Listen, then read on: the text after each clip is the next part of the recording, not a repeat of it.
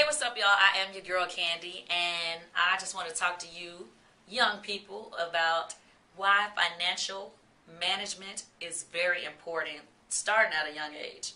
Now, when I was in high school, my mother always told me good credit is better than money. I know a lot of my friends that didn't learn that lesson.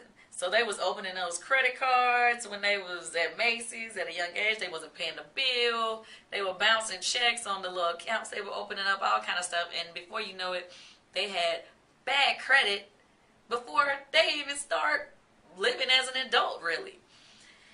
That is not the move, okay? When you see people out here in their nice houses, nice cars, it doesn't matter if you're making a lot of money if you don't have good credit, okay? Because then you're still not going to have anybody that'll let you buy these things.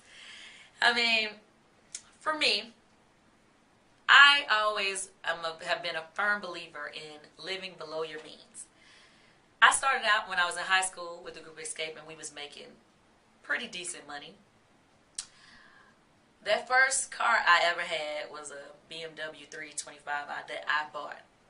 But I had been out on tour selling millions of albums before I ever bought my first car. I was still driving the old car that my mama had gave me in high school, even though I had an album that was in hit songs on the radio.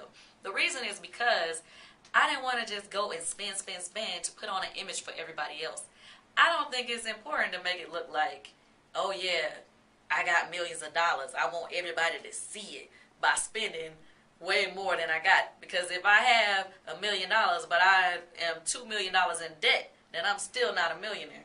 You feel me? So anyway, I say that to you to say I waited till I had like $100,000 saved up in the bank to buy my little $30,000 car. And that's because I wanted to make sure that I was secure. I didn't want to go out there and buy the biggest Benz that I could see or whatever just to impress other people, because you got to think about the fact that you got to live for things, the time that you don't even see coming yet. I know a lot of people living for today, but just because you're making a lot of money today doesn't mean you're going to be making a lot of money 20 years from now, or 10 years from now, unless you set yourself up in a way to where you will be able to make money off of the money that you have.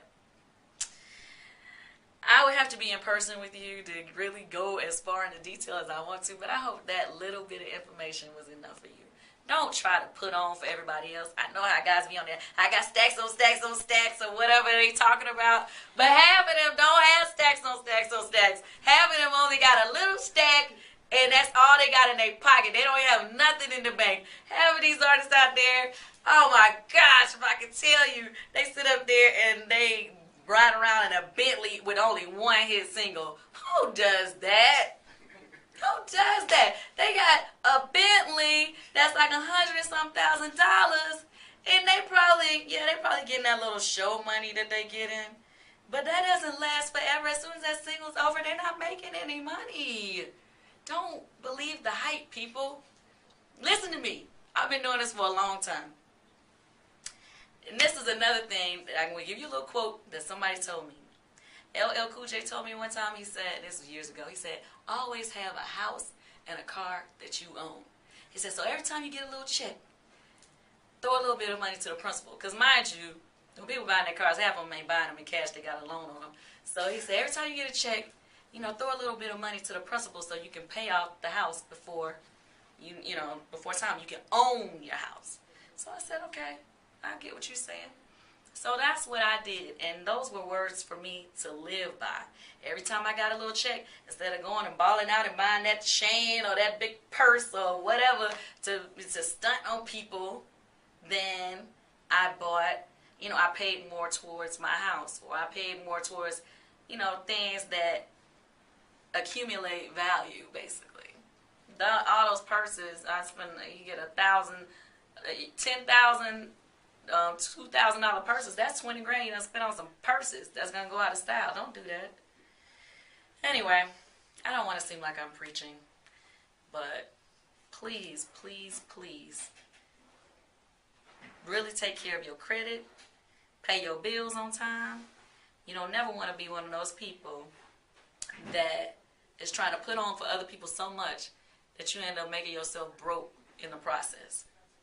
Okay? And that's words to live by from your girl Kandi. I love y'all.